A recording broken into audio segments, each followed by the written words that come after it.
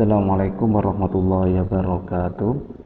Kita akan membahas tentang statistical thermodynamic. Pada pertemuan kali ini saya ingin fokus di 3 subbab. Yang pertama introduction, energy state dan energy level, microstate sama macrostate. Introductionnya di sini dikatakan bahwasanya statistik itu merupakan pendekatan, jadi hanya sebuah metode untuk menghubungkan antara termodinamik dan teori kinetik. Jadi termodinamik dan teori kinetik ini dihubungkan oleh statistik. Untuk itu, sistem dari partikel, dalam hal ini adalah energi partikel, dapat ditentukan. Tujuannya untuk dapat menentukan energi dari partikel. Energi ini ada yang mengatakan bahwasanya menginterpretasikan sistem dari partikel itu sendiri. Nah, kemudian diderive atau didapatkan dari nilai rata-rata statistik dan persamaan energi. Statistik termodinamika ini menginterpretasikan konsep entropi. Jadi kalau kita pelajari termodinamika, awalnya itu akan membahas cerita tentang perubahan-perubahan fisik, perubahan suhu, perubahan tekanan, perubahan volume. Yang saya sampaikan barusan itu adalah perubahan-perubahan secara makroskopis. Tapi lama kelamaan dalam perkembangannya termodinamika akhirnya ketika kita mempelajari tentang hukum termodinamika 2 itu ada kaitannya sama entropi. Adapun konsep entropi ini dapat diinterpretasikan atau dapat kita pahami dengan jelas karakteristiknya seperti apa menggunakan statistika termodinamik atau fisika statistik. Ada juga yang mengatakan fisika statistik itu merupakan cabang ilmu yang mempelajari sistem banyak partikel dari segi pandang statistik. Dari banyak partikel, artinya dalam banyak partikel, hal ini anggap aja entropi. Entropi kan kita tidak bisa memastikan entropi ini satu entropi, tidak bisa. Namanya partikel gas, kita dapat mengatakan itu kumpulan partikel gas. Kita nggak bisa ngambil satu partikel gas. Nah, kebolehjadian atau kemungkinan dari keadaan partikel gas tersebut atau partikel entropi tersebut maka dapat dipelajari dengan kajian fisika statistik. Nah, dari segi pandang statistik pada besaran mikroskopik untuk menjelaskan besaran makroskopis. Ini menarik. Makroskopis tadi sempat saya singgung seperti kayak tekanan, volume, itu makroskopis. Lah, mikroskopis dalam hal ini itu nanti kaitannya sama kemungkinan karakteristik dari partikel itu, sehingga secara keseluruhan partikel yang kita punya itu memiliki tekanan tertentu. Seperti itu. Nah, kajiannya berdasarkan apa? Di sini berdasarkan mekanika klasik dan kuantum. Nah, sebenarnya kalau di khusus dikatakan lebih kecenderungan ke kuantum, karena mekanika klasik itu biasanya erat kaitannya sama gaya, sama berat, sama gravitasi dan sebagainya. Sedangkan di fisika statistik ini kecenderungan kita ke konsep energi sebagai kuanta atau konsep fisika modern. Makanya nanti kajiannya banyak menggunakan prinsip-prinsip mekanika diterapkan pada suatu sistem banyak partikel dari segi pandang statistik untuk mencapai sifat-sifat makroskopik dari sistem. Jadi nanti ini untuk mempelajari, kita akan mempelajari mikroskopis itu seperti apa, makroskopisnya seperti apa dari partikel yang kita teliti atau yang kita punya. Yang pertama kita akan mempelajari konsep energi level dan energi state. Dari arti bahasa, energi level itu adalah level energinya. Jadi nanti partikel yang akan kita pelajari itu bisa jadi dia memiliki level energi terendah, bisa jadi memiliki energi level tertinggi. Ya, jadi energi level ini kecenderungan seperti kulit. Ya, dulu kita mempelajari inti atom itu dikelilingi oleh beberapa elektron, ya, yang berputar mengelilingi inti atom. Kulit yang pertama K, L, M, N. Nah, ini memiliki energi level pertama. M, N dan sebagainya kita lihat nanti. Dan energi state, nah ini energi state. Ketika sebuah partikel, anggap aja di sini elektron, memiliki energi level tertentu, berada di kulit K misalnya.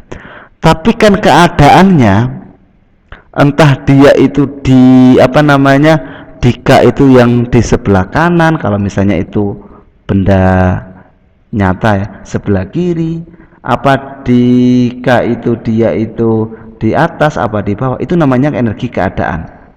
Nah, untuk mengetahui keadaan dari partikel itu, kita tahunya dari energi state. Kita anggap di sini H2, atom H2. Hanya ada 2. Berarti di sini molekul. Ya, H2 di sini adalah molekul. H itu kita tahu memiliki satu atom, satu elektron, yang mana termasuk simple atom dengan konfigurasi single elektron, satu elektron yang mengelilingi inti atom, dan total energinya seperti ini. Nah, total energinya seperti ini. Ini nanti kita bandingkan kajian di SIRS sama ini kajian kuantum. Nah, kita lihat sini. Contoh lain dengan analisa kuantum. Anggap sebuah partikel memiliki N2, berarti dia memiliki energi level 2 dan memiliki energi kulit di KL, di L. Kemudian karena kita analisanya kuantum, kita ingat di kuantum itu ada L bilangan azimut, ada M magnetik, terus ada spin. Nah, mencari energi keadaan state. Nah, coba kira-kira kalau N-nya 2, L-nya berapa? Kan ada itu kajiannya sudah di fisika inti atau fisika kuantum juga ada, magnetiknya berapa, spinnya berapa. Coba saya tunggu dicari. Nah, saya anggap sudah ketemu. Kalau kita lihat ketika N-nya 2, dia itu berada di kulit L. Ya, berada di kulit L. Terus kalau berada di kulit L, maka azimutnya itu kemungkinan adalah 0 atau 1. Kamu coba dilihat ini kursor saya, 0 1 0 1. Ya. Maka kemungkinan azimutnya adalah 0 1.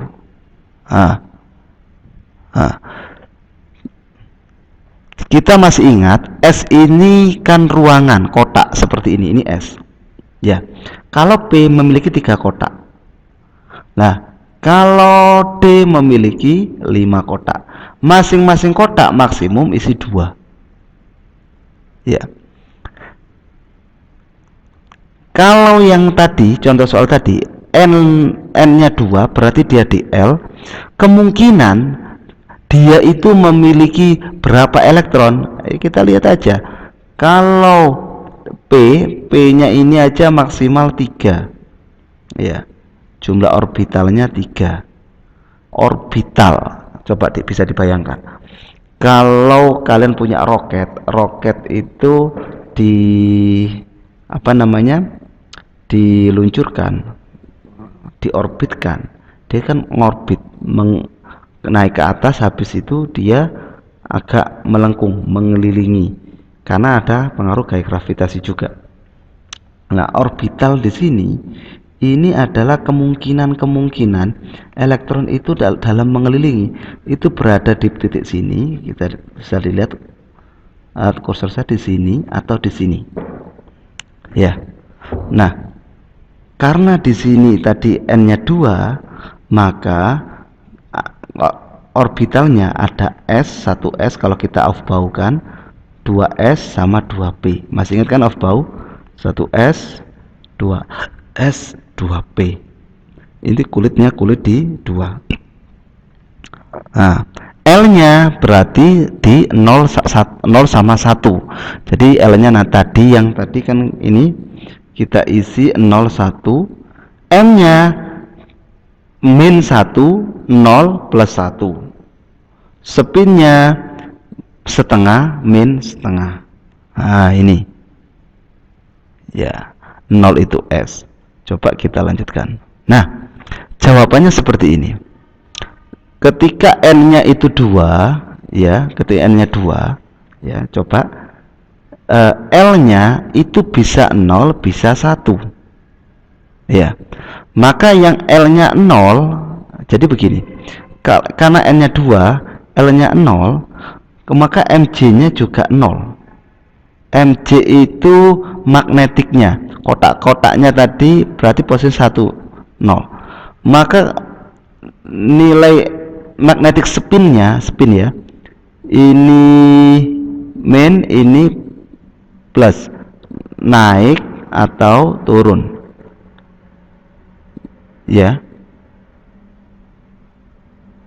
Nah, maka kemungkinannya kalau kita hitung, lihat, maka kemungkinannya adalah 2, 0, 0 min setengah. Nah, yang ini N-nya 2 ini itu kita sebut energi level. Kalau yang ini disebut energi state. Coba kita teruskan, 2, 0, 0 setengah. Nah, ini menceritakan apa sih? Menceritakan jadi ada kemungkinan suatu partikel itu yang berada di kulit 2 di ruangan azimut ke 0, terus di magnetiknya juga 0, spinnya min setengah. Bisa juga ini, bisa juga ini. Nah, seperti itu. Artinya kalau N2, jadi kalau itu elektron, elektronnya itu berada di keadaan ini mungkin, berada di keadaan ini mungkin, berada di keadaan ini mungkin. Saya analogikan seperti ini. Kalian berada di rumah sekarang. Nah, saya ingin tahu di mana level kalian. Oh, level kalian, rumah kalian ternyata di Permata Jingga, termasuk perumahan elit. Oh, levelnya level perumahan elit. Terus saya pelajari lagi, karena level perumahan elit, dia itu di perumahan elit itu ada blok A yang paling elit, ada blok terakhir yang tidak begitu elit. Jadi anggap aja yang paling A, ternyata kalian berada di blok A. Di blok A juga gitu. Saya ingin tahu kondisi kalian ngapain di situ. Rumahnya yang mana? Oh, ternyata rumahnya blok A nomor 1. Blok A nomor 1. Terus sekarang kalian mendengarkan video saya ini berada di kamar lantai 2. Di lantai 2 ada berapa kamar? Ada 3. Oh, ternyata kalian sekarang ada di kamar lantai 2, kamar nomor 2. Nah, berarti inilah yang disebut dengan energi state.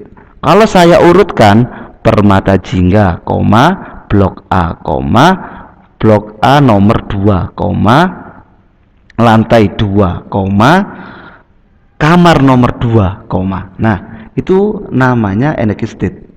Nah, jumlah kan energi keadaannya ada 2. Nah, di sini ada 2. Nah, kalau yang di sini, kan kemungkinan N2 itu kan L-nya kan antar kemungkinan 0, kemungkinan juga 1. Kalau yang satu ini, tadi kita lihat 1 itu miliknya P. Nah, kalau kita lihat 1 miliknya P, maka kemungkinan min 1, 0 plus 1. Ya.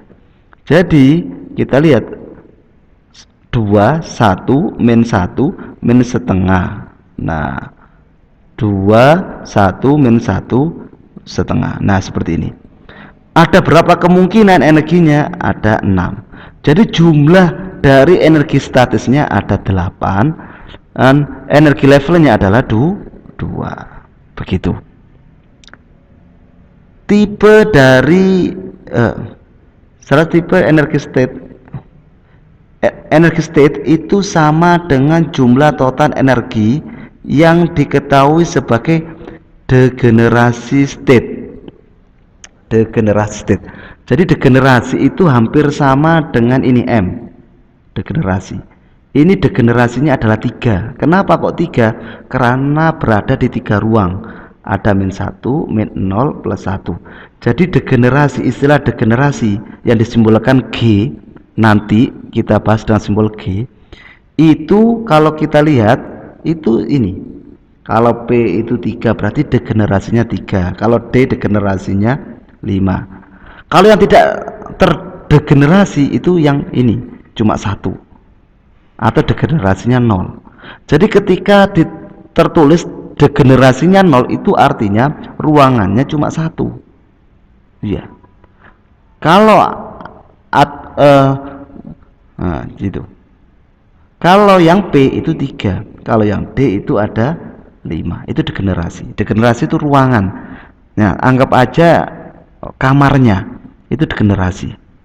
Sedangkan kalian atau orangnya itu nanti dianggap dengan spin S-nya yang bisa -setengah, bisa setengah. Dan kita katakan energi level N2 memiliki 8 degenerasi. Nah, ini memiliki 8 degenerasi. Kenapa kok memiliki 8 degenerasi? Karena kemungkinannya dari masing-masing ini ya, itu ada 8 jumlah total. Jadi degenerasi seperti kayak ruangan seperti itu. Nah, ini konfigurasi dari bilangan kuantum. 1 ini berarti kulit pertama. Masih ingat ya ini ya. 2 ini kulit kedua. 3 kulit ketiga. Kalau ini K, L, M, N. Nah, dan seterusnya. Untuk misalnya saya punya elektron 7, maka di sini 2. S kan maksimum 2. 2, 4. P-nya di 3. Berarti dia golongan berapa? Ini masuk 3, ini masuk 2, golongan 5. Karena berhenti di P, golongan 5A. Ini ion kovalen. Berarti ion kovalen di sini semuanya berpasangan, tidak ada ion bebasnya. Berarti bergandengan. Nah, ini aturan of Paul. Saya kira sudah paham. Nah, ini energi state dan energi level yang ditulis dalam buku Sears. Pada sebuah molekular atau mikroskopis skala. Nah, jadi H2 tadi dianggap mikroskopik skala mikroskopis. Nah, skala mikroskopis. Mekanika klasik tidak dapat diaplikasikan dan harus mengaplikasikan mekanika kuantum. Jadi pada pembahasan molekuler itu mekanika klasik tidak bisa. Prinsip dari mekanika kuantum itu berdasarkan energi partikel, tidak berdasarkan gaya konservatif. Tahu gaya konservatif ya? Nah, gaya konservatif itu misalnya dianggap gaya gesek tidak ada, sebuah benda kita tarik. Nah, karena berlaku konservatif maka berlaku kekalahan energi. Artinya tidak ada gaya luar yang bekerja, yang ideal. Dunia nyata tidak ada itu ya. Terus medan gravitasi, medan listrik, medan magnet tidak ada. Cannot take on any arbitrary value or cannot change on quantum. Nah, jadi hal-hal ini semua tidak ada dalam kajian kita. Nah, kajian kita lebih kecenderungan ke energi. Makanya yang paling cocok adalah mekanika kuantum. Nah, ini partikel dapat memiliki salah satu dari jumlah keadaan secara spesifik energi. The energy disebut kuantisis. Nah, ini benar. Coba. Partikel dapat memiliki hanya satu dari jumlah keadaan yang spesifik energinya, dan energi ini disebut kuantisasi. Coba, ini menarik. Nah, jadi ini kalau tadi kita katakan N-nya 2 ya, N-nya 2 atau kulit kedua, itu kemungkinan partikelnya itu menempati salah satu dari ini semua. Nah, dari sini tidak mungkin sama. Nah, Anggap satu, yang A di sini, yang B mungkin di sini, yang C di sini, yang D di sini, memiliki salah satu dari beberapa keadaan ini. Ya, yang pertama itu maksudnya. Terus energinya disebut quantized atau kuanta. Kalian masih ingat di dualisme gelombang? Dulu secara klasik itu energi itu dianggap berubah gelombang. Jadi kalau ada muatan terlepas, seperti kalian lihat halilintar itu kan sebenarnya lepasnya muatan, current discharge ya, current muatan yang lompat ke bumi. Itu dia kan ada peletikan. Nah, peletikan atau sinar cahaya itu kan sinar energinya. Nah, energi yang dia lepaskan itu seperti itu dulu dianggap berubah gelombang. Tapi di fisika modern dikenal dengan dualisme karena Planck mengatakan di sana adalah itu berupa paket-paket gelombang atau kuanta. Makanya di sini pakai N. N-nya ini yang tadi saya sebutkan, energi level atau energi kulit, hanya itu konstanta Planck, M-nya itu massa, E-nya itu muatan elektron. Sekitar berapa? 1,6 10 pangkat min 19 kolom. Kalau ini ME apa? Coba ya, bentar. Saya lihat. Oh ya, ME ya, massa elektron ya. Tadi massa elektron, bukan M sendiri, E sendiri, ME massa elektron. Jadi massa elektron itu berarti sekitar 2, berapa gitu ya, 2, berapa kali 10 pangkat min 31 kilogram kalau nggak salah. Nah, ini massa elektronnya itu bisa dimasukkan. Kalau itu elektron 3, sekian 2, sekian kali 10 pangkat min 31 kilogram. Coba dilihat di Google, banyak itu. Nah ini maksud dari ini tuh nih ya, partikel menempati salah satu spesifik energi atau energi state-nya tadi, dan energi disebut kuanta. Nah, pendekatan yang dilakukan untuk memperoleh persamaan tadi, kalau di buku SIS pendekatannya, energi itu dianggap sama. Nah, cuma bentuknya aja beda. Lah, untuk dawai itu pendekatannya seperti ini dawai. Kalau ini dianggap L ya, kalau 1 berarti lambdanya itu 2L. Kenapa kok 2L? Karena lambda itu atas sama bawah ya. Kalau ini yang kedua atau ini A2 ini kan sama dengan lambda, berarti L sama dengan lambda 2. Prosesnya seperti ini. Boleh pakai model gini atau dibaca aja langsung. Kita tahu panjang sama lembah itu ini. Dan seterusnya. Nah, kemudian NJ adalah integer, sama dengan jumlah antinode. Artinya jumlah dengan ini titik simpul 1, 2, 3 itu titik simpulnya. Antinode bukan, antinode itu berarti perut ya, ini perut. Kalau lambda 1 berarti perutnya itu 1, lambda 2 perutnya ada 2. Mungkin gitu. Nah, diteruskan NJ. Terus nanti pakai persamaan Planck, P momentum H per lambda hanya sekian, habis. Kemudian lambdanya kita masukkan, pilih yang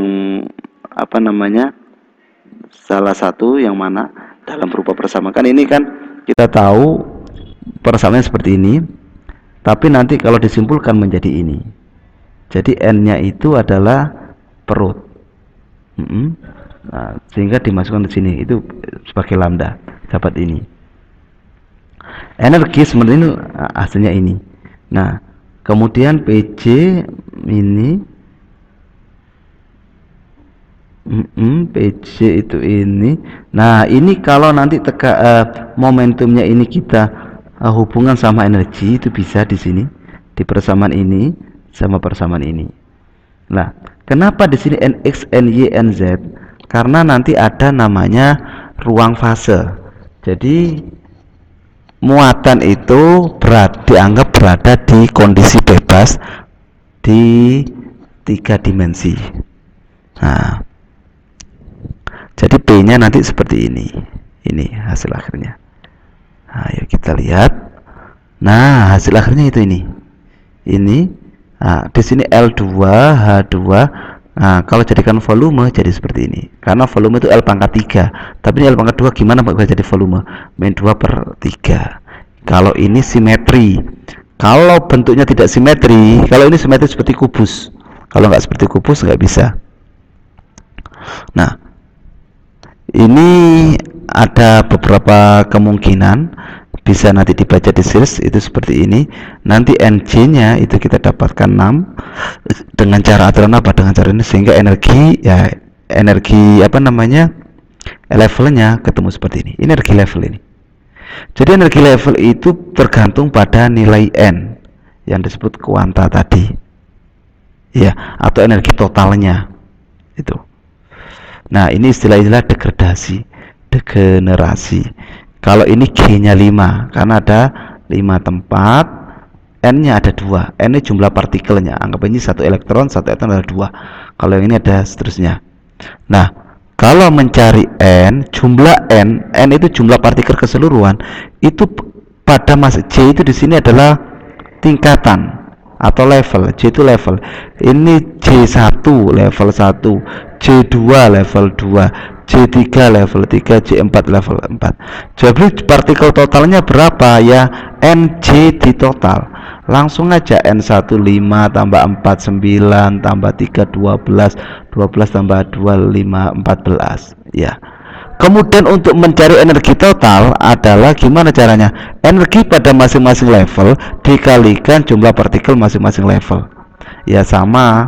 Kalau saya ingin mencari berapa jumlah uang di setiap angkatan yang ada di fisika, ya masing-masing angkatan terus dikalikan jumlah orangnya, dijumlahkan semua. Angkatan 1 orangnya ada 5, uangnya 100 ribuan, berarti 100 kali 5. Karena yang dikatakan dia itu sama-sama di level 1 kalau energinya sama. Kalau energinya tidak sama, dia nggak mungkin berada di level 1. Jadi level 1 energi 1 ini gara-gara energinya sama. Ini energi 100 ribu, berarti 100 ribu ada berapa orang? 500. Yang 200 ribu berapa orang? 4 800. Yang 300 ribu berapa orang? 3, langsung 900. Di jumlah total seperti energi total.